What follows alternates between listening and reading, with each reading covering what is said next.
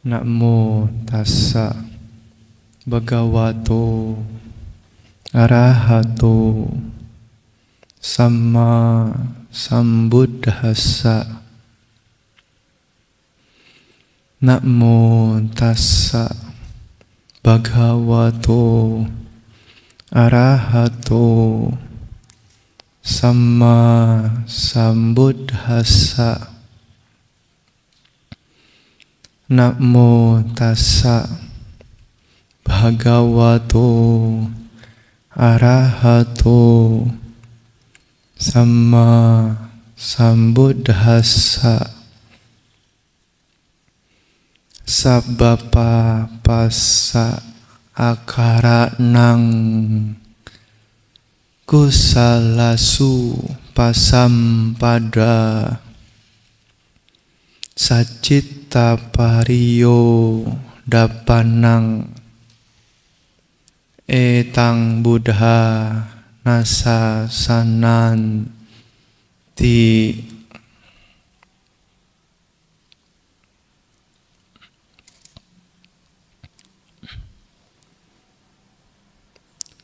Pemimpin puja bakti, para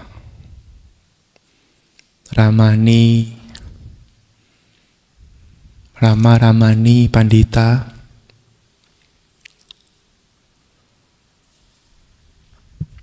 segenap pengurus yayasan dan Dayaka Sabha Wihara Jakarta Dhammacakka Jaya,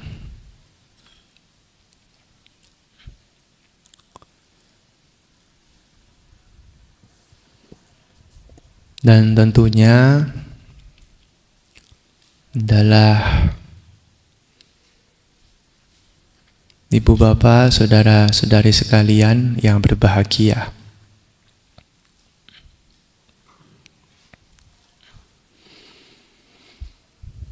Hari ini kami Biku Sangga bersama-sama dengan umat Buddha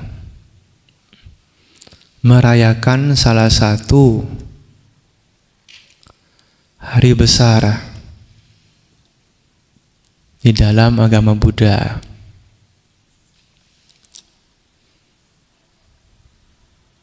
yaitu Magha Puja.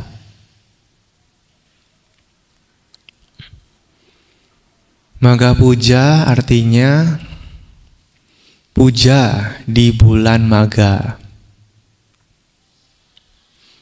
Magha itu adalah salah satu nama bulan dalam penanggalan Buddhis.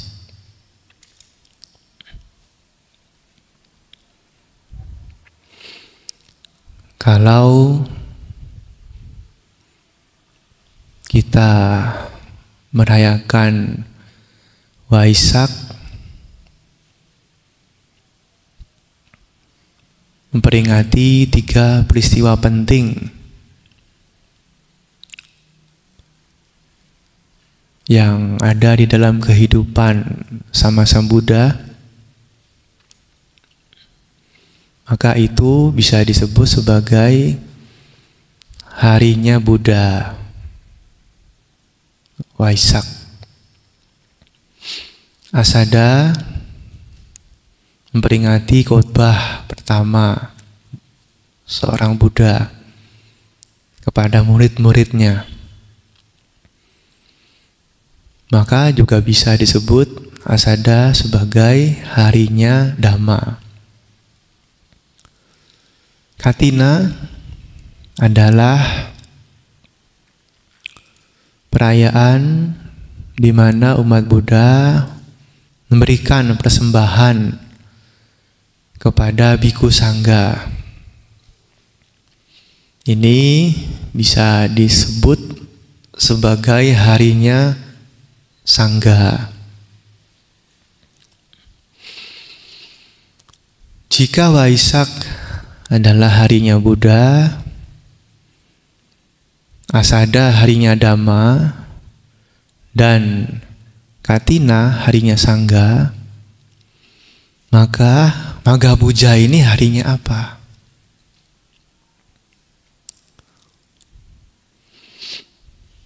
Magha Puja ini adalah peristiwa yang terjadi di bulan Magha yang disebut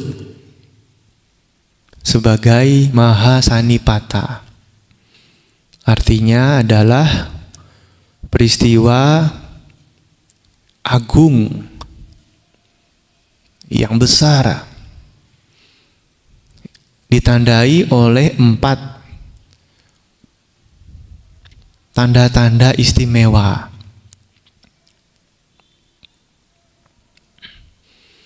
Yang pertama adalah berkumpulnya 1.250 orang biku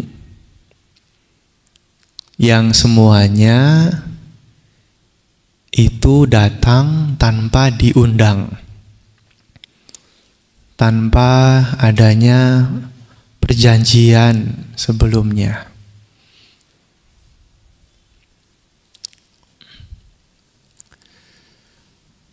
Kalau kita melihat suta-suta, ya, amat jarang guru agung kita membabarkan dhamma kepada banyak orang. Ya, biasanya itu hanya kepada 1-2 orang atau bahkan 5 orang. Ada yang 30 orang. Jarang Sang Buddha memberikan khotbah kepada ratusan bahkan ribuan orang. Mengapa demikian? Karena kebutuhan batin masing-masing individu itu berbeda-beda. Ya.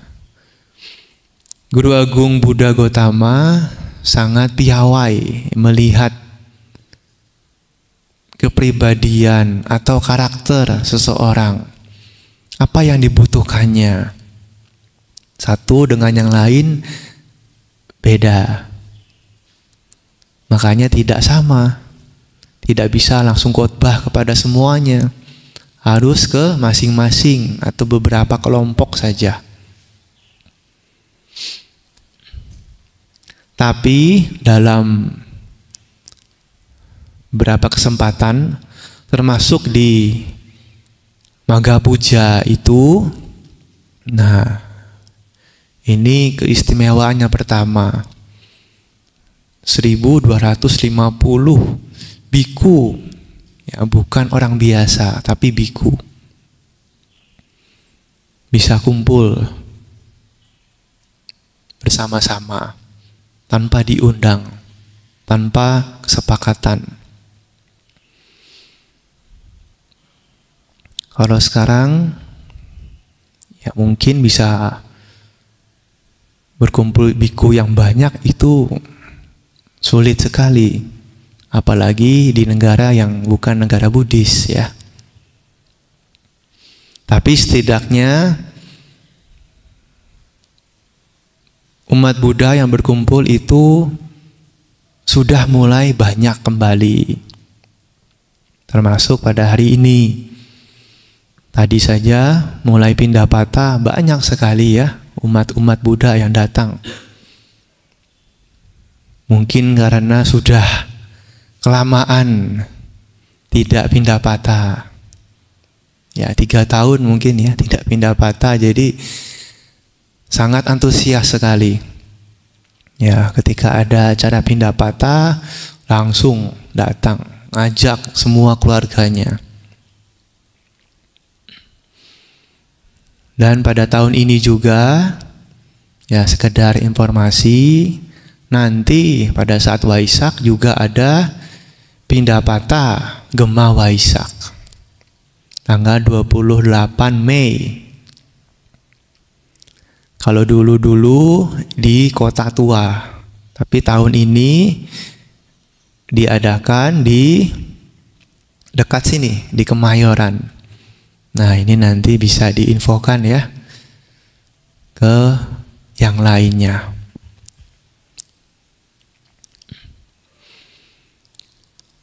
Apa yang membuat para biku bisa berkumpul? Ya, semuanya tentu ada jodoh. Ya, di dalam pepatah Tiongkok sebutkan Yo Yan Jian Li Lai Xiang Hui. Yo Yan kalau ada jodoh, Jian Li sejauh apapun, Lai Xiang Hui pasti ketemu juga.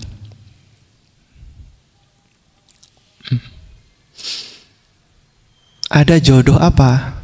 Jodoh karma baik. Ya, jadi kata yuan itu bisa menjadi terjemahan kata karma. Karma ya. Ada karma baik yang mendukung satu sama lain sehingga berkumpul. Termasuk kita semua di sini. Kalau bisa kumpul di sini, itu juga ada ikatan karma yang mendukung. Kalau tidak ada jodoh, sulit ya bisa ketemu. Contohnya, kalau Anda punya tetangga sebelah rumah, belum tentu kan tiap hari ketemu tetangganya. Padahal dekat. Tapi kalau yang jauh-jauh, kadang bisa ketemu. Nah, inilah ya. Jadi peristiwa yang pertama ini, ya banyak biku yang berkumpul di satu tempat di Wihara Weluwana, wihara hutan bambu di ibu kota, dekat ibu kota Magadha, yaitu Rajagaha. Yang kedua adalah para biku, 1250 biku ini semuanya telah mencapai kesucian arahat.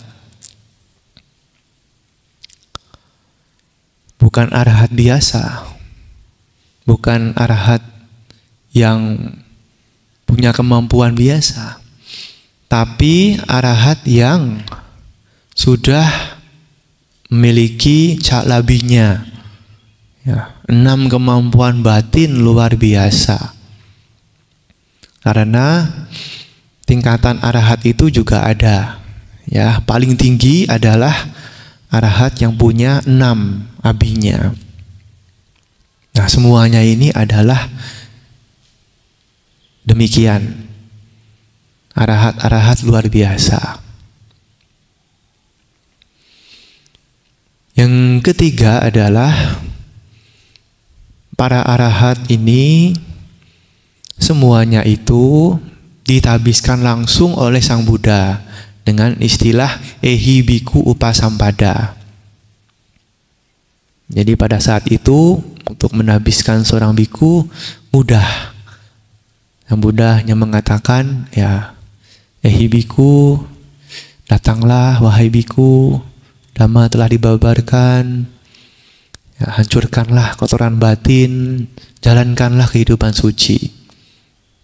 Sudah langsung jadi biku dengan mendapatkan jubah, mangkuk, dan rambutnya tercukur secara otomatis.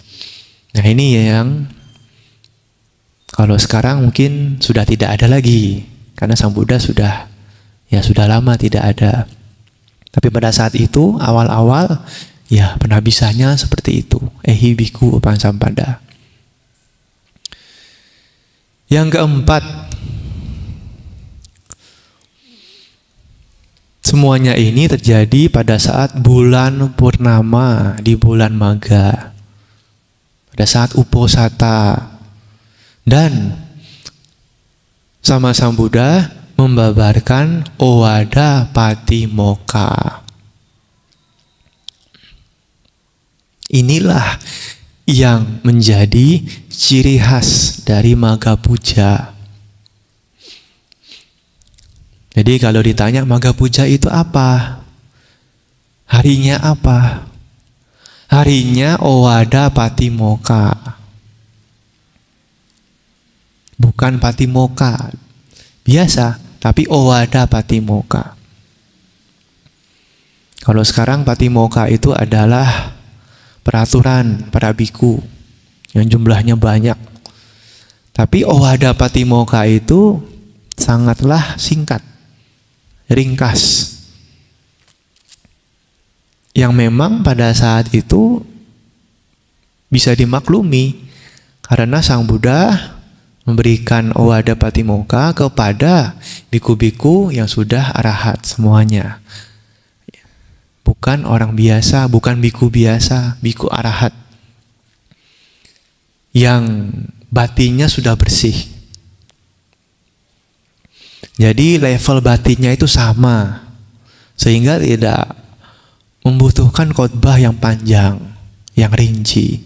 Singkat saja, hanya 3 syair atau 3 bait yang biasanya diulang ya dalam Magga Puja ini. Tapi di sini saya ingin menyampaikan 1 bait saja yang sangat terkenal di kalangan umat Buddha. Sabbapa passa akaranang, tidak melakukan segala bentuk kejahatan. Kusalasu pasampada, senantiasa mengembangkan kebajikan. Sacitta pariyodapanang,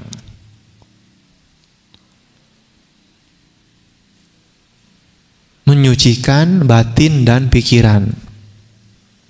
Etang Buddha nasa sanang. Inilah ajaran para Buddha.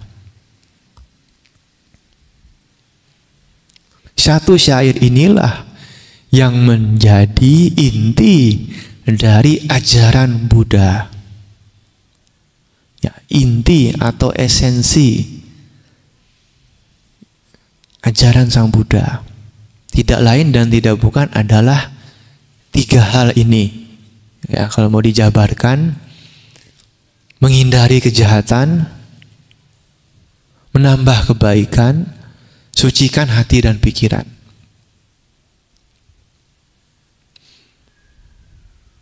Apa yang kita pelajari selama ini dari khotbah-khotbah, dari ceramah, semuanya itu selalu mengarah kepada ketiga hal ini. Tidak bisa dipisahkan karena inilah ajaran Sang Buddha yang paling utama.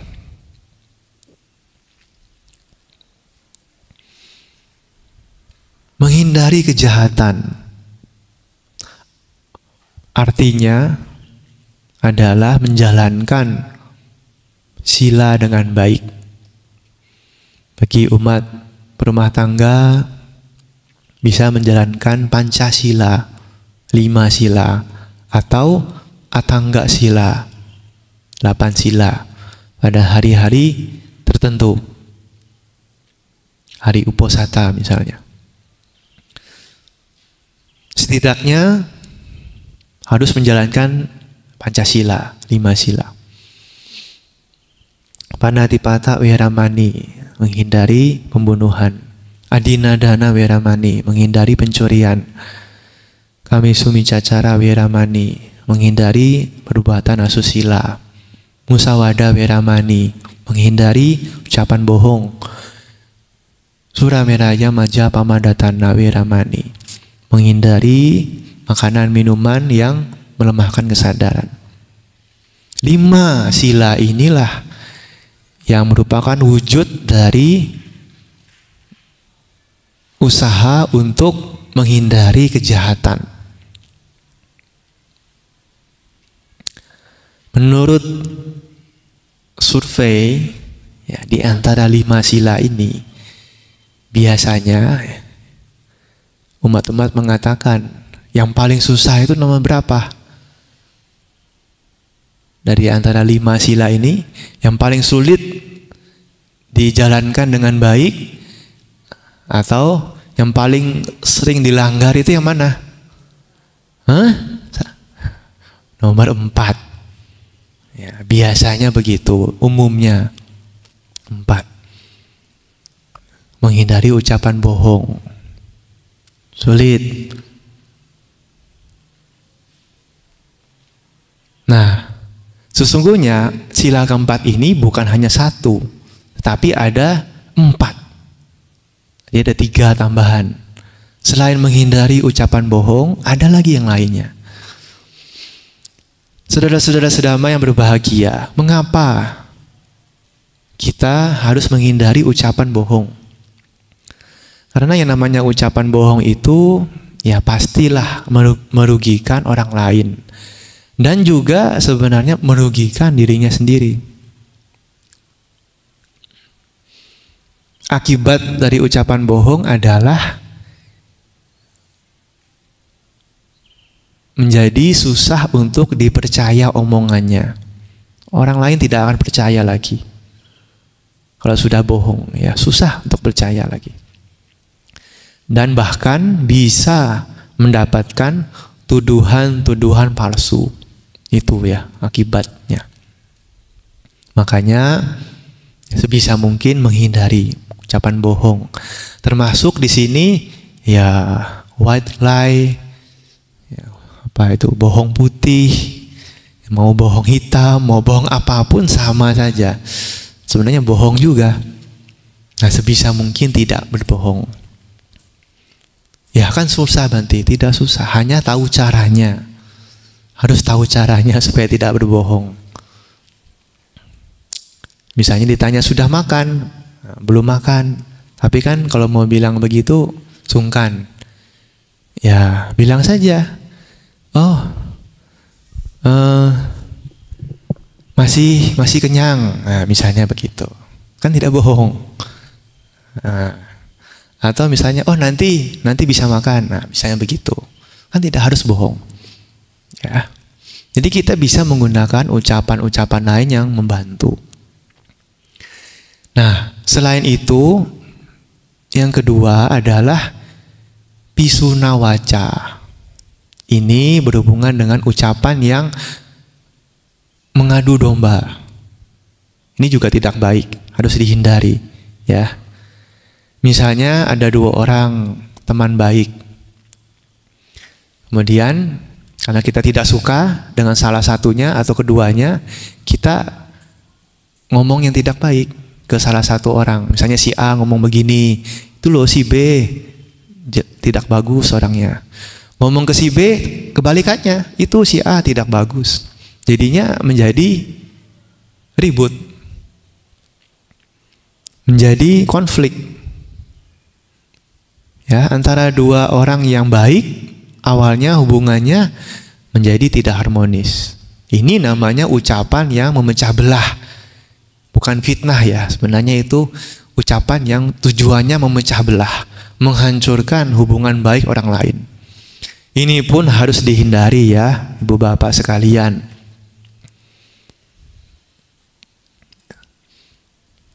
Jadi kalau kita pernah mendengar orang lain cerita keburukan orang lain, harus hati-hati. Kenapa? Karena kalau dia cerita kejelekan orang lain di depan kita, nanti di belakang kita dia akan menceritakan kejelekan kita.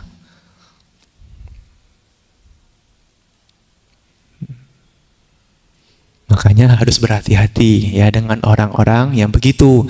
Termasuk kita pun juga jangan sampai menjadi orang seperti itu. Ucapannya itu, wah, pokoknya kalau tidak suka, wah, udah dibilangi apa gitu. Nah, ini sangatlah tidak patut ya untuk dilakukan. Yang ketiga adalah parusa waca, ucapan kasar. Ini pun juga tidak baik, harus dihindari. Ucapan yang kasar, maki-maki, ya, yang bisa menyakiti hati orang lain. Termasuk di dalamnya itu adalah bully. Nah, sekarang ini kan bully ya. Tidak harus ucapan lisan, bisa juga dengan tulisan. Termasuk juga di situ ada menyindir, atau istilah sekarang nyinyir ya. Itu juga sama. Ya, itu bisa melukai perasaan orang lain, membuat mereka sakit hati. Jadi lebih baik kita pikir-pikir dulu, wah kalau saya ucapkan ini kasar tidak? Bagus tidak? Kalau tidak bagus ya sebaiknya jangan diucapkan. Ada seorang umat cerita, dia pernah, ini dulu ya, sudah lama, tapi dia masih ingat. Dulu waktu kecil dia pernah dibilangin sama teman-temannya, kamu itu cantik, tapi ibumu jauh lebih cantik. Begitu saja loh. Wah, itu membuat dia sampai trauma. Sampai dewasa ya bisa begitu, tidak pede. Hanya dengan ucapan begitu. Nah, makanya kadang-kadang kalau kita ngomong juga kalau bisa tidak usah banyak membanding-bandingkan. Ya, apalagi banding-bandingkan ke anak tetangga ya, atau ke sepupu, atau ke siapa. Itu loh, dia kok bisa pandai, kamu kok begini. Nah, ini juga ya mungkin kelihatannya biasa aja ya, tapi itu bisa membuat seseorang menjadi sakit hati, dan itu bisa lama sembuhnya. Kalau hatinya sakit, kalau tangan kita kena luka sedikit gampang sembuh. Tapi kalau hati ini ya sakitnya di sini, wah itu lama sekali sembuhnya. Makanya ucapan yang baik juga harus dijaga, tidak mengucapkan yang kasar. Yang terakhir, yang keempat adalah sampah palapa, omong kosong atau bergosip. Ini pun juga sebaiknya dihindari ya. Gosip yang tidak penting. Karena yang namanya gosip itu biasanya tidak sama lagi dengan cerita awalnya. Banyak yang berubah. Kadang ditambah-tambah, kadang dikurang-kurang. Ada kisah seekor sapi capek habis kerja. Capek lah hari ini, sudah kerja keras, mau istirahat dulu.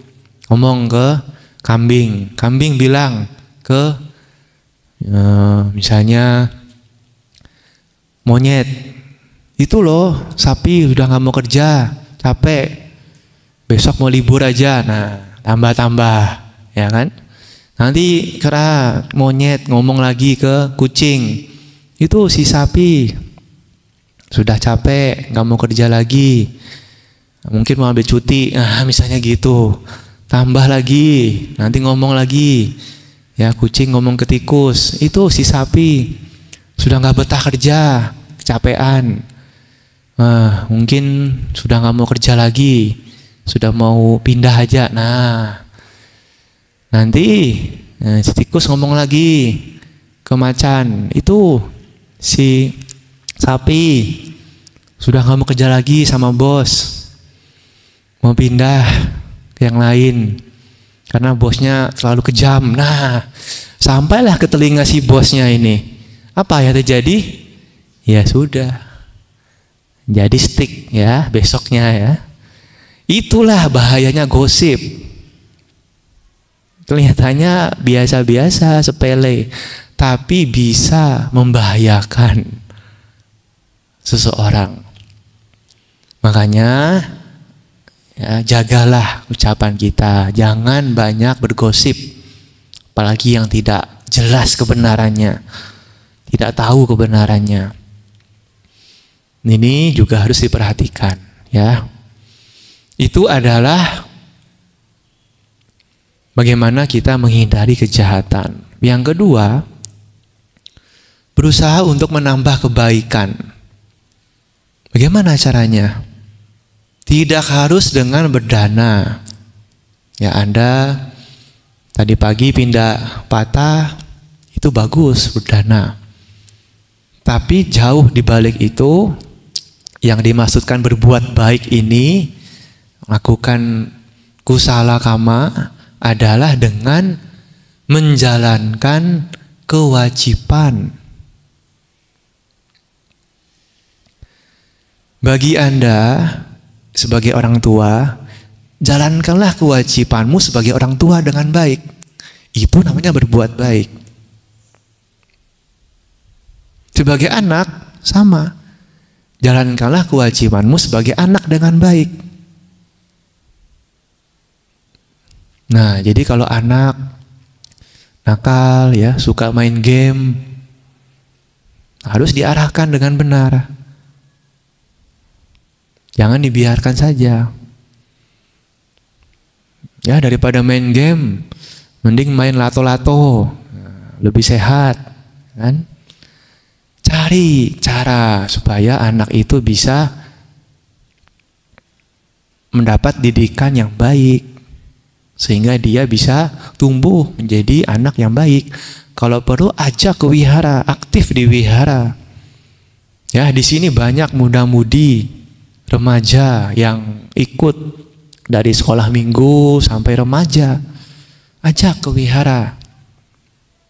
Ya. Jangan ajak ke stadion nonton konser. Tapi ajak ke wihara.